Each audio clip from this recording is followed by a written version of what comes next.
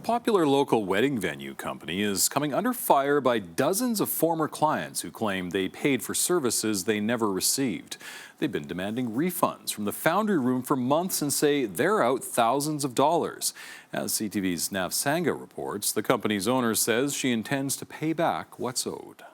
Couples have been hosting their weddings at the Foundry Room for nearly a decade. What was once considered a premier event company is now facing claims of undelivered services and missing deposits.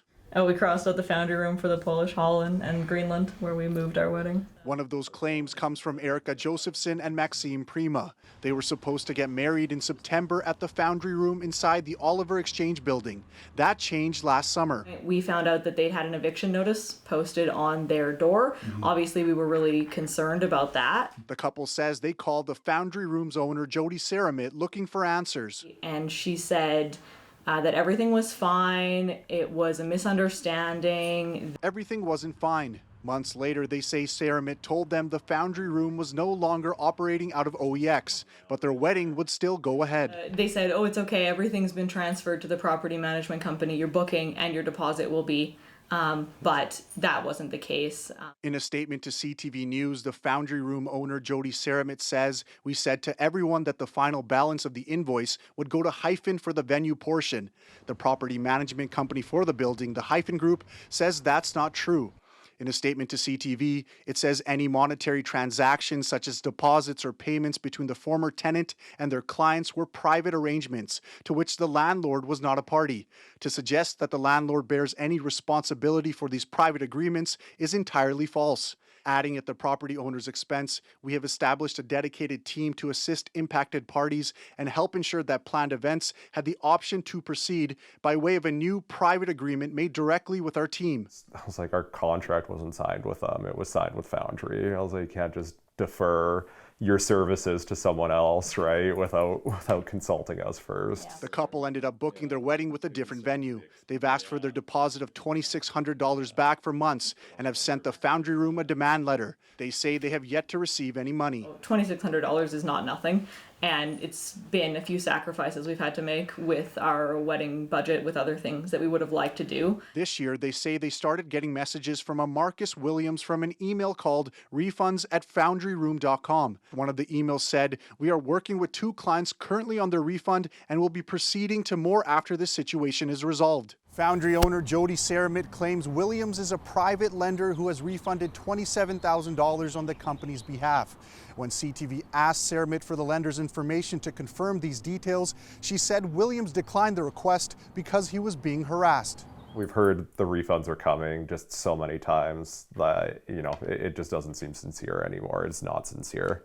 Amy and Stefan Abers paid the Foundry Room nearly $10,000 to host their wedding at the company's Fort Saskatchewan location.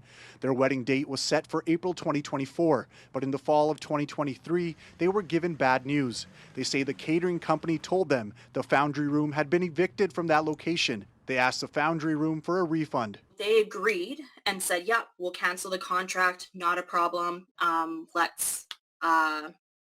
We're going to refund you here. They said within a couple of weeks. They say that refund never appeared. The couple had to borrow money from their parents to pay for their wedding with a different company. Now Stefan is working overtime to pay his parents back. So, couldn't go on a honeymoon. Yeah, we're not able to go on a honeymoon because it was almost 10 grand's a lot of money. So frustrated, Amy left a Google review. Then she received this email from Saramit saying, "With your review, I fear that all the new clients we just did tours for and awaiting deposits will not book, and then we are back in the same position and unable to proceed with refunds."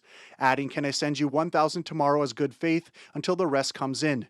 We are expecting deposits tomorrow, and I'm hoping the review doesn't turn them away from the booking." We denied it. We said no.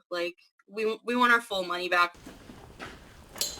It's not just couples who claim they've lost deposits to the Foundry Room. Owner of New Life Clothing, Robbie Yamada, says he's down nearly $800. He says he sent a deposit to the Foundry Room planning to host a vintage market before he was notified about the eviction. Whatever they're doing with that money, I don't know, but it's not their money to begin with because it's basically unearned revenue at that point because we didn't have our service fulfilled. Yamada and other clients have shared their experiences on TikTok. So if you're in the Edmonton or surrounding areas, please be aware of Jody and the Foundry Room. I'm gonna tell you my personal story, but just know that there are so many other stories like this, and it's actually crazy. The videos have garnered hundreds of thousands of views and hundreds of comments.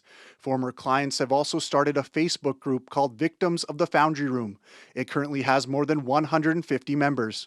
I'm glad it's finally getting exposed because it's been going on for much longer than we thought and much longer than I think anybody else thought. When asked why people are speaking up now, Yamada and the couples in this story say it's to protect others. I think they just need to be held accountable, and I just don't want this happening to any more people, basically. We don't want other couples to make the same mistake as us. I think the biggest thing that I would like to see out of this is just awareness. Like, that was our biggest thing, is that I just wish we had more awareness and we wouldn't be in this situation.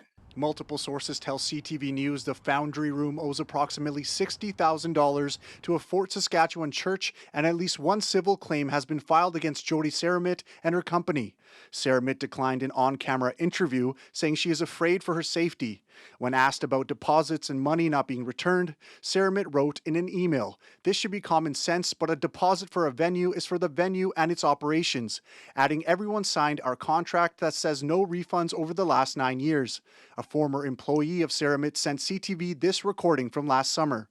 We weren't about to be like, sorry, we can't have your wedding and give you back your money. When people pay money, we pay the lease. There is no money to give back. So we have to book a new client to pay back a refund. And then it's just a cycle of a cycle of a cycle.